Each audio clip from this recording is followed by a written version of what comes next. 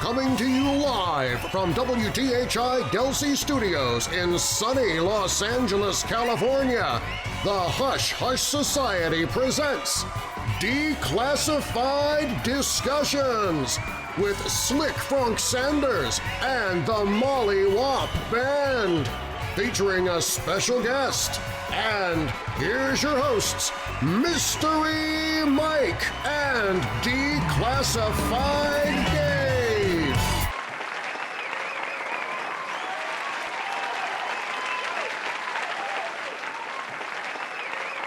Welcome back, Hustronauts and Hush Puppies, to the Declassified Discussions. We got a good one for you guys tonight. Our next guest is a ceremonial practitioner, pagan occultist, a Thelemite, YouTuber, and host of Magnolias and Magic Podcast. Hushlings, please give a warm welcome to Miss Georgina Rose. Hi, hello. I'm Georgina Rose. I'm all those things you just described. I make educational and commentary-based content about the occult, and I'm really looking forward to being here today. We thank you for coming. I was going through your YouTube catalog and watching all your videos and stuff. You give a lot of really great information when it comes to occultism and especially Thelema, because not a lot of people know about what it entails or what it is. I think peripherally, some people know that it involves Aleister Crowley. I think it's going to be a good episode for people to really learn about things that they didn't know regarding this whole realm of magic.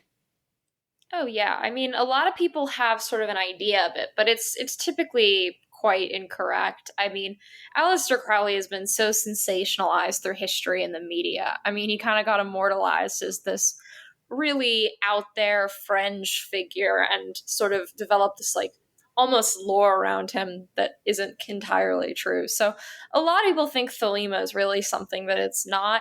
In general, the truth about Thelema is that it's a lot more boring than people think it is.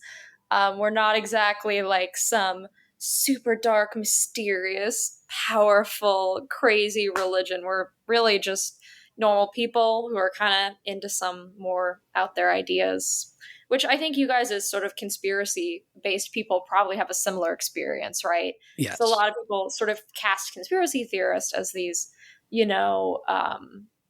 very like paranoid people, not just people who are sort of asking questions, which tends to be what most conspiracy-related people actually are.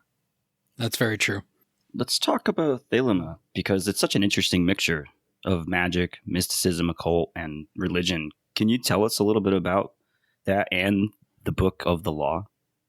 Yeah, so Thelema's it's at the same time a religion, a philosophy, and then a practical occult system. There's some people who sort of take certain aspects of it in different ways, so each individual Thelemite tends to approach it really differently. Basically, it's a syncretic practice that came out of Victorian England by a man named Aleister Crowley, who was a student of a lot of previous occult traditions. Prior to creating Thelema, he was part of Hermeticism, he was part of like a lot of stuff that was already going on, so he was very aware of the entire occult community. And then he had this very visionary experience where he channeled this book called the Book of the Law. And then at that point, he sort of started to break off of what he was involved with previously, and kind of based off his own personal experiences, developed a new way of thinking about it. He traveled around the world a little bit and learned from practices that were not in England. And so through that, he ended up creating this sort of more modern system that synthesized a lot of the stuff ahead of it.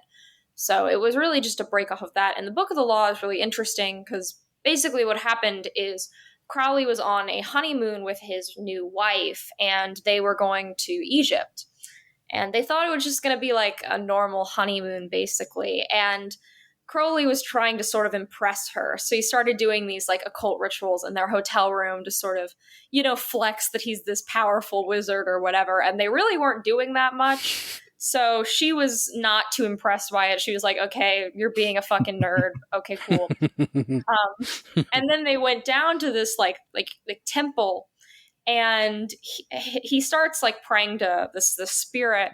And then his wife starts having this like really sort of weird interaction. And she basically is like, hey, I think the spirit's in me. And he's like, no way, you don't know about the occult. That's not possible. So he starts sort of asking her, questions that the spirit would know, which is kind of a common thing that occultist people do. So he was gatekeeping?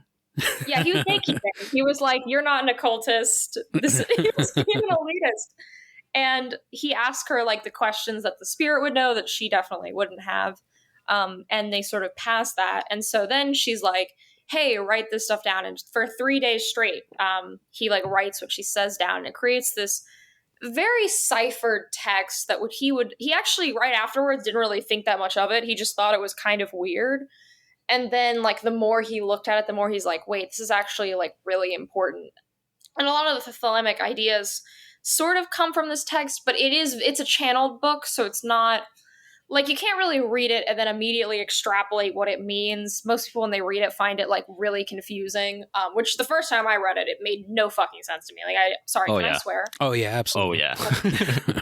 Yeah, I don't know how people run their shows. Oh, no. It's like the Wild West here. You just go crazy. Yeah, but it makes like no sense the first time you read it. But then when you read Crowley's other works, you actually learn about these occult concepts. It slowly starts to make more sense, and it's a really impressive piece. And so that sort of became the like main holy text of Thelema. But there are other books, there are other things that sort of have built up what we know as like the Thelemic holy text, that whole like canon of Thelemic literature. But that's sort of how it started with that experience. I think people, like I said, people that know of Aleister Crowley, they kind of get this image in their head. You get the tabloid title of wickedest man in the world, almost vilifying him. Now, it makes me think, and I don't know if you would agree, I look at it as Aleister Crowley maybe in a way gave a bad name to the things that he put forward, whether it was Thelema or any of his writings or anything like that. Did the man become bigger than the movement? Oh, definitely. I mean, people are more familiar with Crowley than what Thelema is. Thelema is interesting because we're pretty small, but without Thelema, because the founder of Wicca was a student of Thelema for years, we wouldn't have Wicca. We wouldn't have like most modern occultism, but Thelema itself is pretty small, like people who call themselves Thelemites at this point. But yeah, I mean, so many people can't get past that. I think in a way, though, it is sort of what made Thelema relevant. Because what Crowley would do is he would do these interviews with these tabloid reporters, and he would say, like, kind of outrageous stuff. I know, like, there's this very famous comment where he basically was making a play on the idea of ejaculation. Oh, so he made a joke like, I sacrificed this many babies, but he was referring to ejaculating without impregnating someone. And that quote, oh my God, that quote went around everywhere. That's still, sometimes people are like, explain this. And I'm like, oh God. Because he would just troll. Like, I really think he was kind of like a proto troll, because he had fun seeing these newspapers. He wrote about it in Confessions, which is sort of his autobiography. Like, he definitely got some enjoyment out of it. He thought it was sort of fun in a weird way. But it definitely makes our lives harder, because while it did spread Thelema and in a weird way make his ideas relevant, like people saw these crazy interviews, these crazy headlines about how he's so evil, and then they read his work. So it was like in a way, a weird way to advertise it. But it definitely, there's a lot of misconceptions. People come into Thelema. And some people actually weirdly get interested in Thelema because they want to like LARP as Aleister Crowley, which that causes problems, to say the least. But yeah, like it definitely makes us sort of have to play the correcting misinformation game a lot. Because a lot of people, they take that on the face value. But we gotta, let's be real, like the tabloids that were saying this stuff were not like reputable newspapers. They were like the equivalent of like the Daily Mail, who they've actually recently ran pieces on Thelema like only a couple years ago. Yeah, I noticed that they do that every once in a while, so just to keep it relevant as they run out of ideas. Yeah. I think my favorite recent tabloid article about Thelema, it cracks me up. This is by the Daily Mail. And basically there was a meeting of a Thelemic group in London in the back of this like pub. Because Thelemic groups tend to have, and they do that here in my city, where they'll have like casual meetups that aren't like religious events, where Thelemites will just like get together and like have a picnic or meet up in some restaurant and kind of just talk with each other. Like this is a pretty common thing. So they had rented out like a back room of some English pub in London, and it was right near the bathrooms. And so this woman was like going to the bathroom, and she like walked by the Thelemites. And she went to the Daily Mail about it, and it was like, the crazy Satanists were having a meeting in the vegan pub in London. They're everywhere. And I was like, dude, these people were just having lunch. It's like the most dramatic article ever. It was very funny to me because I'm like, yeah, this is a very over-the-top article to say I walked past some occultists having lunch together. We follow you on social media. We are Twitter friends. We are Twitter friendly. And I saw on your Twitter, most recently actually, that you were having a conversation about this weird pipeline between ex-Thelemites becoming Catholics and vice versa. What do you think the correlation is there? Like, why do you think that is? Yeah, well, a lot of people who become Thelemites are former Catholics or raised Catholics. I've noticed this for years because I've been, I've met a lot of Thelemites, I've talked to a lot of people. I think it comes from the fact that Thelemic rituals are very ceremonial. Unlike like a lot of the witchcraft stuff you see on the internet, our rituals are very long. They're very, over the top. Like you kind of dress up for them. They have there's like the incense, there's the tools, there's the regalia. It's very ornate in a lot of ways. And I think people who are from Catholicism tend to like that because Catholic Mass is very similar in that way. So I think it feels kind of comfortable. That's my theory on that. It's just an observance I've had for years, as well as people who leave Thelema, which it does happen. People leave religions all the time. You can leave Thelema, you're welcome to come and go as you please, but a lot of them do end up converting Catholic, like the small percentage of people who leave.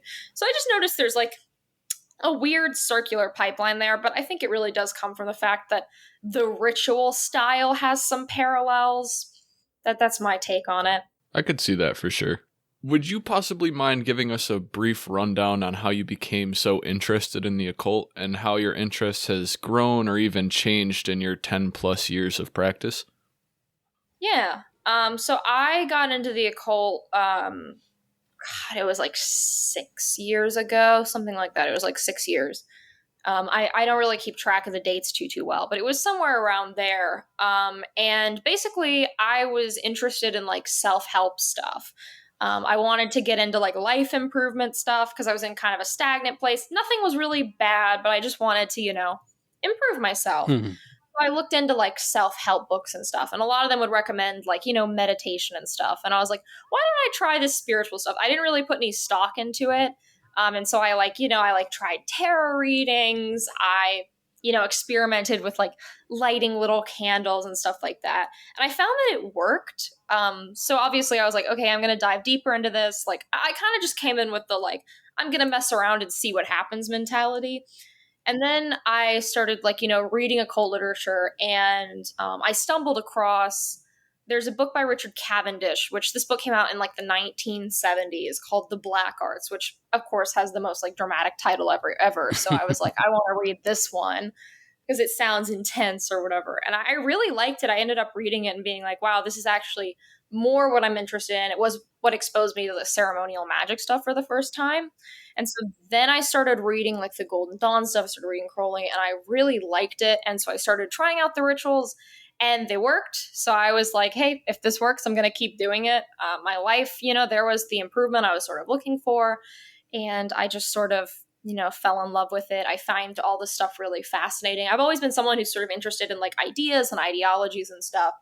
So I just kind of fell down that like rabbit hole, and it's been successful. I started talking about it publicly about like a year and a half ago now. For a long time, I sort of kept it to myself. Like when I was new, I really didn't tell people. I was just kind of doing it on my own.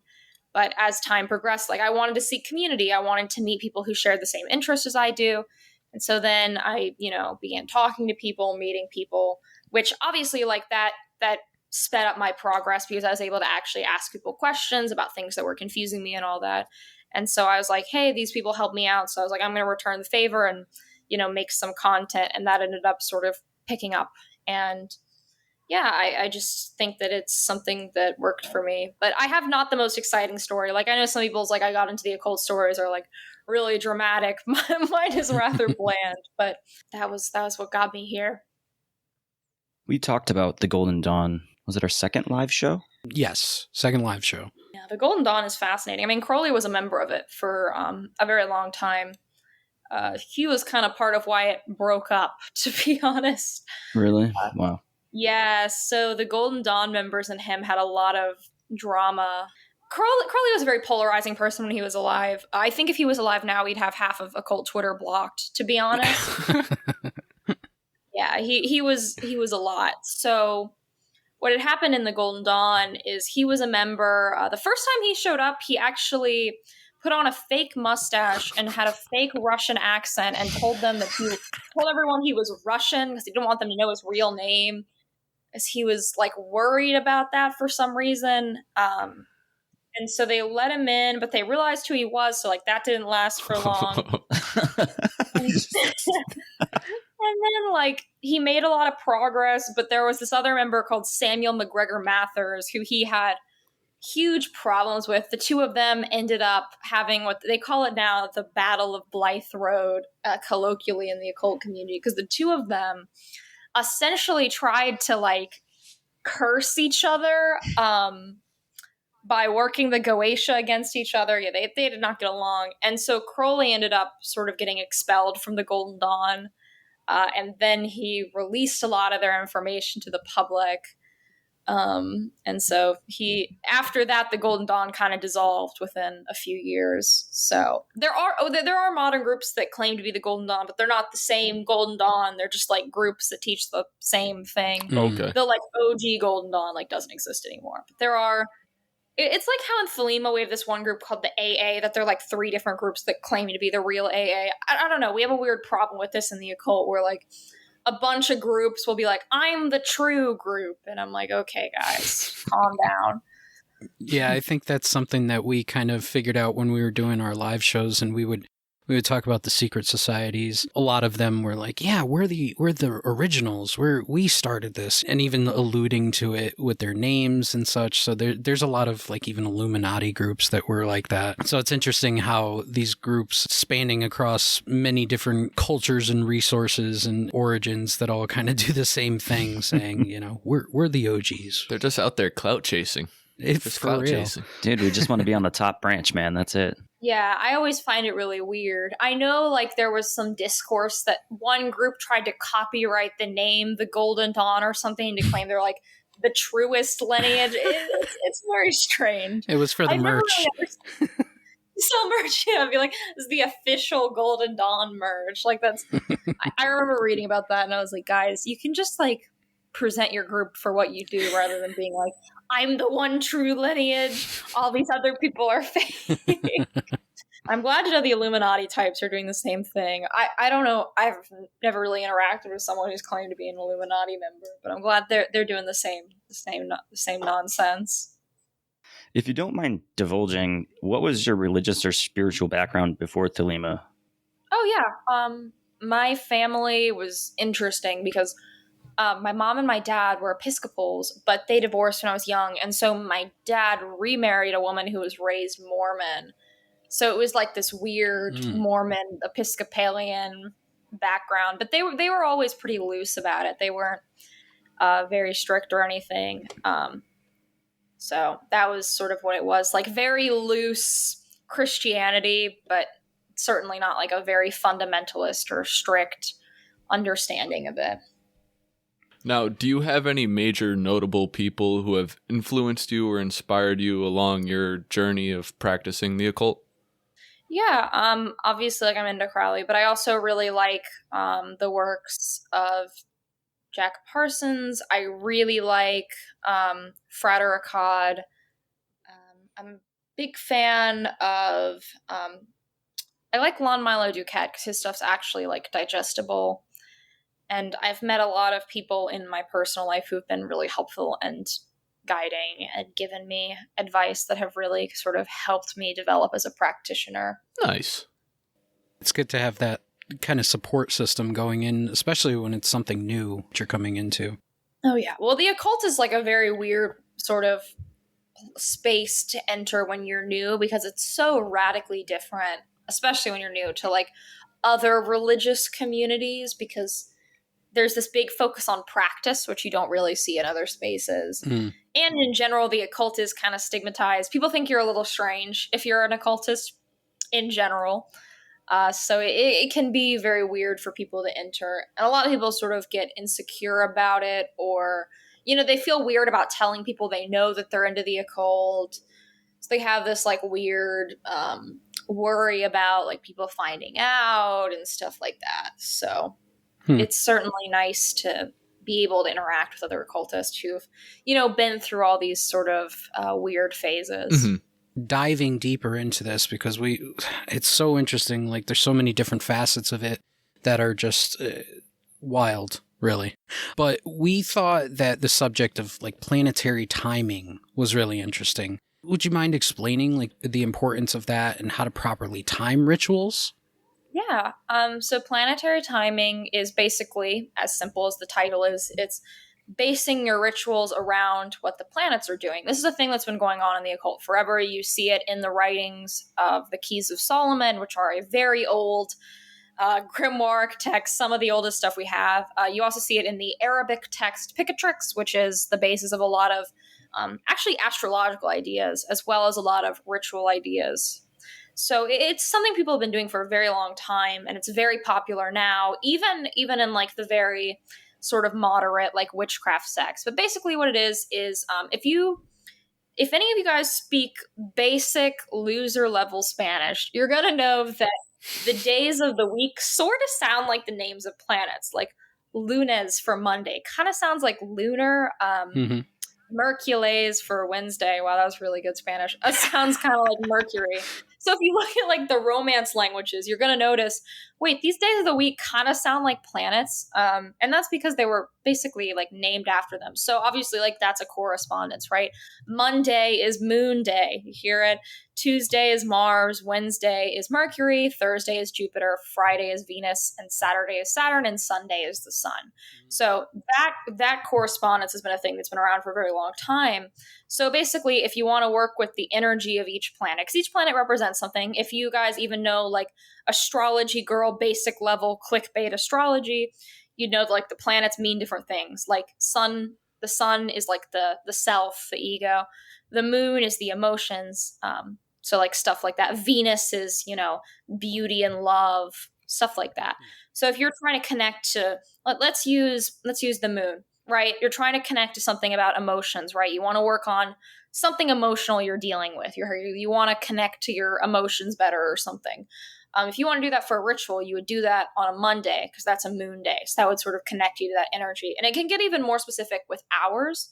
So going back to like old school ceremonial magic text, each hour of the day corresponds to a planetary body. It varies a little day by day. Back in the day, people used to calculate that by hand. There's like a formula you can use for it. Nobody does that now. There are online calculators that'll do it for you. So, I mean, that's how I do it. Because they're not precisely like the length of an hour, because it's dividing the day by the different planets, which is not a clean 24. So they end up being kind of really weirdly specific times. You can even get a widget for it on your iPhone, actually, with an app called Time Nomad. Not sponsored, but they like to put a little widget on your phone where you can see what planetary hour it is. Because I'm not calculating that by hand. Hell no. We'll have to hit up Time Nomad for our kickbacks for mentioning that.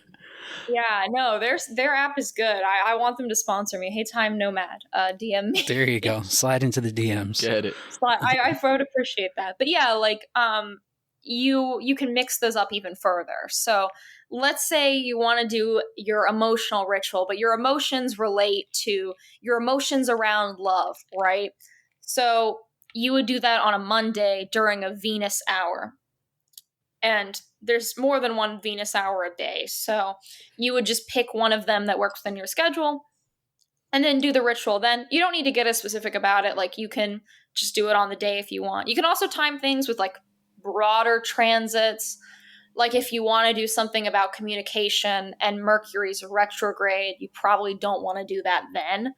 But yeah, you can get as specific with it or as vague. I know a lot of people literally just do the day. They don't even factor in the hour. They're like, I will just wait for the next week and call that a day. But, you know, it's something that's very helpful, and it's a very old school practice that I think pretty much everyone can apply. People even sometimes in the occult will time like the release of things based on planetary days and hours. Like I release my podcast on Wednesday, which is the day of communication. Oh, that's cool. That's pretty nifty. That's pretty awesome. We might have to change our day. For real. Now, you mentioned earlier how occultism is kind of stigmatized. What do you think the biggest misconception of occultism is? Well, I mean, I think the biggest one is that we're like all these crazy Satanists, to be honest, because Satanism is a thing. I'm not going to do, like, a lot of occultists used to be like, oh, Satanism doesn't exist. Like, it exists. There's no point in denying that it exists. That's honestly a waste of time, and it's wrong. But those people are like 0.001%. They're tiny. The majority of people who call themselves Satanists are just atheists who like satanic aesthetics. Like I would say probably 90% of people who call themselves Satanist are just atheist. Atheistic Satanism is like a whole thing. There's like full organizations about it. It's basically just like atheist. So the actual people who you would call like theistic Satanists, Luciferians, whatever you want to call them, they're a very, very small group. The majority of occultists would actually be considered pagans, meaning that they're not Abrahamic at all. So the majority of occultists don't even believe Satan exists, let alone like worship Satan. I think that's the most damaging thing because of the satanic panic, which obviously affected our community really badly. You know, that caused a lot of problems. And like sometimes I talk to like older community members about their experience from that time, and their stories are, I don't know, they're sometimes a little uncomfortable to hear. Like I feel bad for them. So that's definitely like the biggest thing. People think we're like black cloak wearing, you know, baby sacrificing Satanists, which is just not true. Mm-hmm. Yeah, hearing some of those stories from, you mentioned the satanic panic, hearing some of those stories from like throughout the 80s and 90s is like, ooh, a lot of that stuff is scary, honestly. I want to dive a little bit into the history behind Goetia, and you mentioned it a little bit earlier. Could you elaborate on the grimoire a bit and possibly like lay out any misleading ideas that people have on that? Yeah, the Ars Goetia is probably one of the most famous occult pieces of literature ever. It's part of a larger thing. So there's two books. There's the Lesser Key of Solomon and the Greater Key of Solomon. And each of these books have like sub-books, sort of like how the Bible is one book, but there's like a ton of books within it. So the Goetia is one part of the Lesser Key of Solomon. And the Goetia is where the idea of working with demons and the occult comes from. The Goetia is really interesting because it's essentially like a catalog of about 72 demons and how to work with them. So these demons, if you actually look into like who they are, where do they come from, a lot of them were pre-existing spirits, though some are original. Some line up with Islamic jinn lore. Some you see across the Abrahamic canon. Some are like regional Canaanite gods. Some are demons from Sumerian stuff. So it's a really interesting mix of spirits. But within the Goetia, they sort of all get put in one category. And each has a description of what they can do. So like a lot of them, they're not like, I will kill your family, disappointingly. I'm kidding. Oh, but there's things like, we'll teach you the sciences, we'll help you find a lover, we'll bring you riches, you know, all sorts of things like that. Some of them are even like really weirdly specific. I know there's one that like teaches you astronomy or something like that. They get really specific for a few of them. And then some of them are really broad and it's like controls and it's like a list of like 10 things. They also sort of have a hierarchy to them in the Goetia where some are seen as like more powerful than others, you know, stuff like that. But the thing that people say is they're like, oh my God, you're working with demons. Doesn't that mean they're like worshiping the demons? That's actually wrong. The Goetia is a Christian text, which I think kind of confuses people.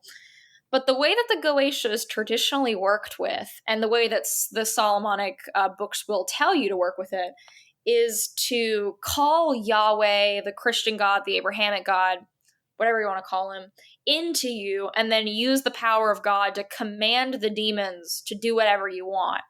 So it's actually a Christian thing to do, which I think a lot of people are very surprised by, because the Goetia, you know, it has that very edgy reputation. A lot of people who are into the Goetia, you know, kind of lean into that. But it's actually Christian. If you look through like the way that you command the demons and stuff, it's very, very Christian, because it's like the idea that the spirits are in a hierarchy. So basically what you do is you, the demons get the manager called on them, and the manager that is God sort of tells them what to do. So it's basically like how it works. That's the best way to explain it, because I think when people say like bind the demons, they think it works a little differently than it actually does. Basically, it's like you call up the big spirit that's bigger than the spirit you're trying to make do things, and ask the big spirit to make the little spirit do the thing. Very bureaucratic, but that's basically how Goetia works. So I think that's the big misconception with it. People don't realize that it's from Christian mysticism. Wow. The old school grimoire Christian magicians were up to some pretty wild stuff. I'm going to be honest. Like, their rituals are some of the most interesting stuff out there. Definitely not what your average Christian is doing, but their stuff is fascinating. What advice do you have for new Thelemite occultists or people that are interested in the esoteric or occult in general? My advice would be research a wide variety of traditions to find out what you're even interested in, because it's a lot more broad than people think it is. There's like a ton of traditions. There's Kabbalah, there's Wicca, there's Thelema, there's Hermeticism, there's Rosicrucianism, there's traditional witchcraft. Like there's a lot of traditions. So I would sort of research at the start a lot of them to find out what you actually connect with. But also, I mean, I'm going to give the boring advice to develop a meditation practice. Nobody wants to do it, but every single tradition pretty much requires it, because if you can't control your own mind, how are you going to control anything outside of you? So you need to do that stuff first. You need to understand how your own mind works. You need to sort of be able to ground yourself.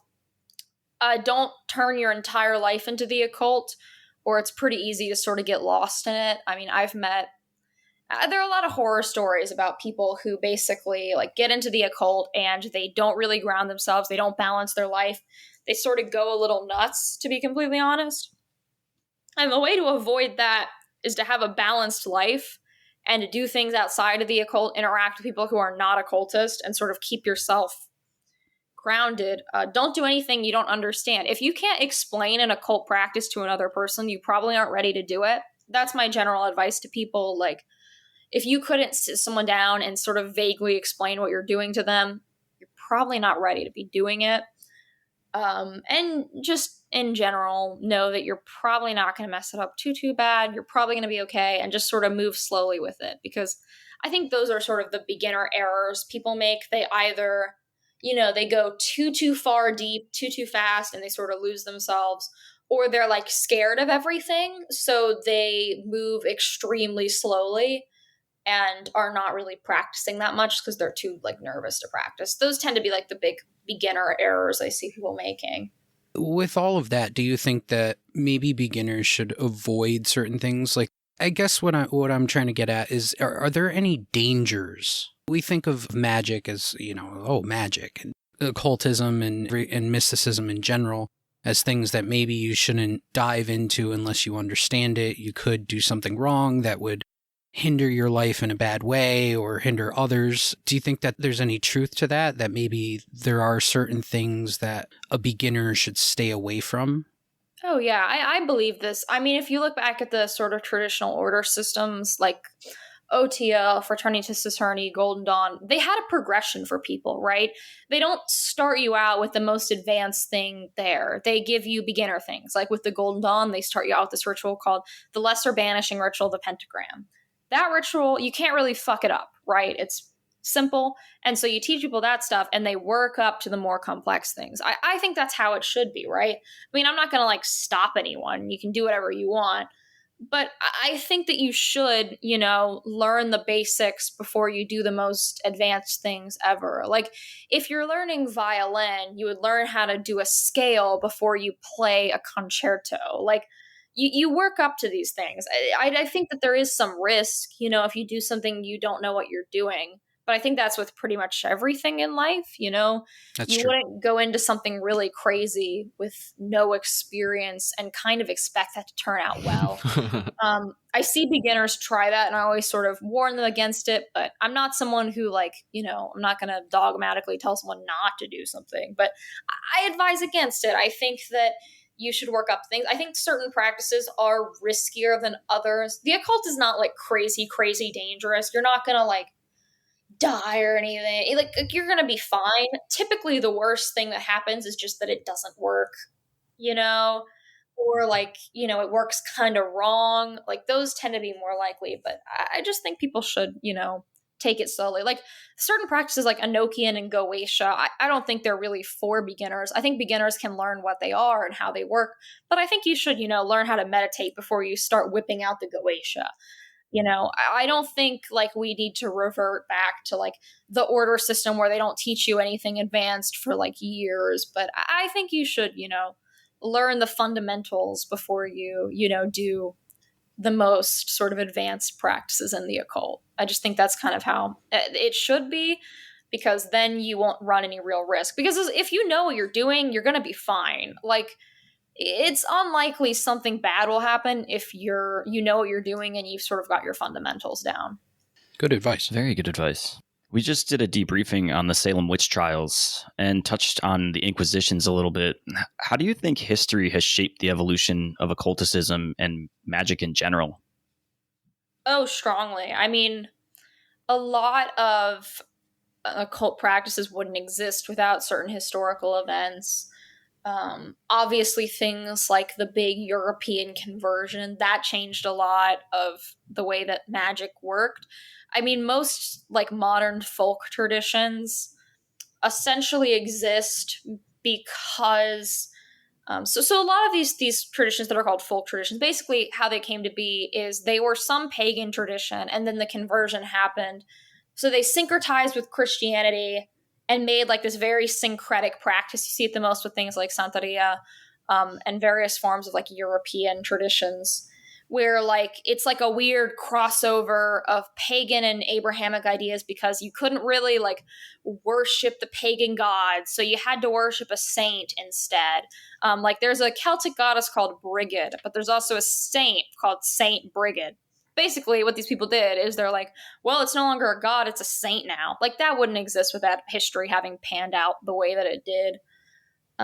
Most of these occult traditions, like they're basically, the occult has revivals like every 30 something years. Like all this Golden Dawn Thelema stuff came out of the Victorian revival. There was a big interest in things like spiritualism, theosophy, all that kind of happened at the same time because of various historic factors. As well, in general, I find that spirituality tends to boom whenever there's social problems or chaos. I just, whenever I look back and I see the times that spirituality has picked up, it really does tend to correlate with when life is kind of chaotic, because people, they seek out answers, they seek out divinity when they feel like they need it the most. So stuff like that, like, completely has shaped occult history. Occult history and regular history, like, they interloop a lot. Now, Georgina, as we wrap up this declassified discussion, what is one message that you can give to the hushlings to walk away with? My message would be, with any community, the way that the Daily Mail talks about it and the way that tabloids do are probably not accurate. I think in general, we should sort of listen to the source community, listen to the people who like identify as something, rather than what journos say about it, because a lot of the time they are not writing in the best faith. I think you should sort of listen to the source. That would be my big message. I think as conspiracy-minded people, you guys probably already have that sort of outlook where you're like, yeah, let's dig a little deeper and not blindly trust what the media tells me. But when it comes to the occult, like that advice I gotta pull up really, really high, because we're easy to sensationalize. We're kind of weird. We're kind of quirky, whatever. So we definitely get treated interestingly by the media. I think that's kind of true of, like you said, both of our kind of our groups, if you will, between conspiracy theorists and occultists. We're the easy scapegoats, especially for those that don't want to dive deeper. They will look at something and immediately attribute it to a certain group and stick by that. And I think it's sad. There's a lot of beautiful people out there and beautiful groups that could really contribute to the conversation and straighten things out for people. Thank you, Georgina. This has been a great episode. We're super stoked about it. We want to give you your chance. Plug your show. Let us know about all the things that you got going on in your world and where people can find you. Yeah, so I'm Georgina Rose. I go by DAAT Darling on the internet, DAAT Darling.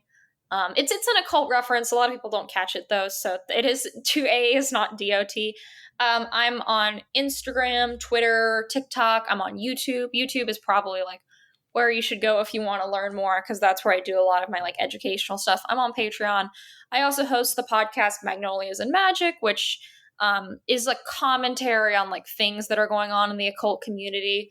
It's less so like my educational stuff, but it's more discussing what's happening in the community, discussing various issues that our community is dealing with. So it's definitely a different thing. If you want education, head to my YouTube. If you want commentary, my podcast is where you'd go. So yeah, that's typically where you can find me. I'm on like most platforms, so pretty easy to see.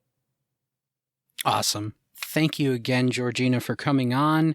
Hushlings, that is going to do it for this episode of Declassified Discussions. We will see you on the next one, next debriefing, next anything that we release. I am Mystery Mike. And I'm Declassified Dave. And I'm Slick Frank Sanders. Hushlings, join us next time. Give your attention to Slick Frank Sanders and the Mollywop Band. And good night.